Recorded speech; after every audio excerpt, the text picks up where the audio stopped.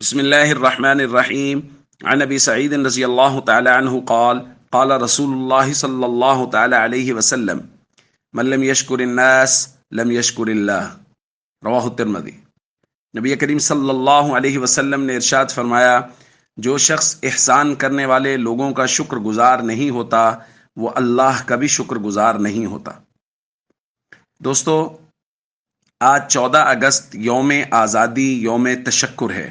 آج کے دن ہم سب کو اللہ کے دربار میں سر بسجود ہو کے شکر ادا کرنا چاہیے کہ اللہ نے ہمیں پاکستان جیسی عظیم نعمت نصیب فرمائی ہے، اور اس کے ساتھ ساتھ ہمیں ان شہداء کا اور ان تمام لوگوں کا شکر گزار ہونا چاہیے جن کی عظیم قربانیوں کی وجہ سے پاکستان جیسی عظیم دولت ہم سب کو نصیب ہوئی ہے۔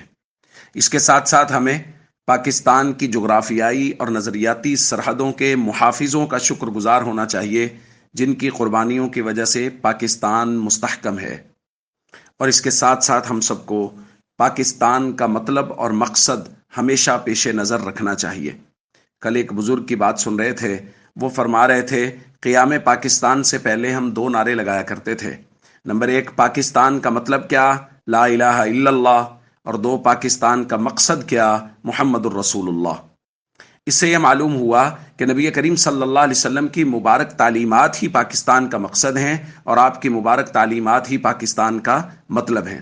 جس شخص کی زندگی حضور کی مبارک تعلیمات سے خالی ہے وہ مقصد پاکستان سے بھی غافل ہے اور وہ مطلب پاکستان سے بھی غافل ہے۔ ہم سب کو حضور علیہ الصلوۃ والسلام کی مبارک تعلیمات سے اپنی زندگی کو مزین رکھنا چاہیے، اور اس کے ساتھ ساتھ ہم سب کو شہداء سے یہ عہد کرنا چاہیے کہ جس مقصد کے لیے آپ نے پاکستان کے حصول کے لیے محنت کی اور اپنا خون بہایا، ہم اس کو لے کے آگے چلتے رہیں گے۔ کسی نے کیا خوب کہا ہے، شہید تم سے یہ کہہ رہے ہیں لہو ہمارا بھلا نہ دینا، قسم ہے تم کو اے سرفروشو عدو ہمارا بھلا نہ دینا۔ وہ اجڑا گلشن ویران گلیاں، وہ جلتے باغ اور اداس کلیاں، ہماری ماؤں کے بہتے آنسو، قسم ہے تم کو بھلا نہ دینا۔ وضو ہم اپنے لہو سے کر کے خدا کے ہاں سرخرو ہیں ٹھہرے، ہم عہد اپنا نبھا چکے ہیں تم عہد اپنا بھلا نہ دینا۔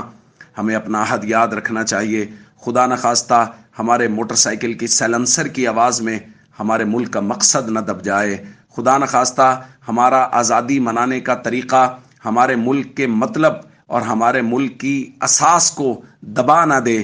ہم سب کو اللہ کا بھی شکر گزار ہونا چاہیے اور اپنے شہداء کا بھی شکر گزار ہونا چاہیے۔ السلام علیکم ورحمۃ اللہ وبرکاتہ۔